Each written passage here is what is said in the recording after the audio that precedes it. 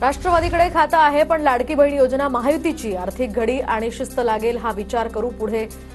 आता आम्ही तसं चाललोय. तर लाडकी बहीण योजनेवरून अजित पवारांची प्रतिक्रिया. लाडकी बहीण योजना बंद केली तर दुसऱ्या योजना सुरू करता येतील. योजनांसाठी पैसा लागतो. सर्व सोंग करता येतात, पैशाचं सोंग करता येत नाही. अंथरूण पाहूनच पाय पसरावे लागतात.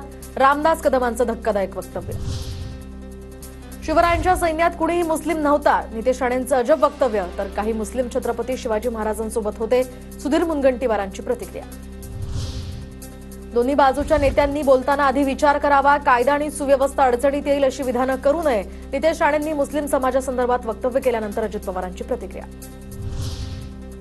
धार्मिक स्थळांवरील भोंग्यांना सरसकट परवानगी नाही. नियमांचं उल्लंघन केल्यास आता परवानगी रद्द होईल. मुख्यमंत्री फडणवीसांचा इशारा. तर भोंग्यांच्या नियमांचं कडक निरीक्षण केलं जाणार. याची जबाबदारी पोलीस निरीक्षकांवर. फडणवीसांची माहिती. रवींद्र धंगेकरांना भाजपमध्ये घेतलं असतं तर भांडलो असतो. शिंदेंना पुण्यामध्ये शिवसेनेचं काम वाढवायचं असल्यानं त्यांनी धंगेकरांना सोबत घेतलं असेल. शिवसेना शिंदे गटात धंगेकरांचा पक्ष प्रवेश झाल्यानंतर चंद्रकांत पाटलांची प्रतिक्रिया. अर्थसंकल्पात भाजपच्या मंत्र्यांच्या विभागाला आता सर्वाधिक निधी. तर अजित पवार गट दुसऱ्या आणि शिंदे गट तिसऱ्या नंबरवर. विभागवार निधी वाटपात समतोल नसल्यानं येत्या काळात धुसफूस वाढण्याची चिन्ह. भाजपनं विधान परिषदेच्या 3 उमेदवारांची यादी दिल्लीत पाठवली. दादाराव केचे, अमरनाथ राजूरकर आणि माधव भंडारींना संधी.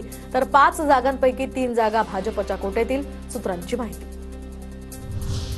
महाविकास आघाडी सरकार असताना प्रवीण दरेकरांना जेलमध्ये टाकायचा प्लॅन होता. तर या पापाचा धनी न होण्याचं मी ठरवलं. माझी स्पीड वाढवली आणि ठाकरे सरकारचा टांगा उलटा केला.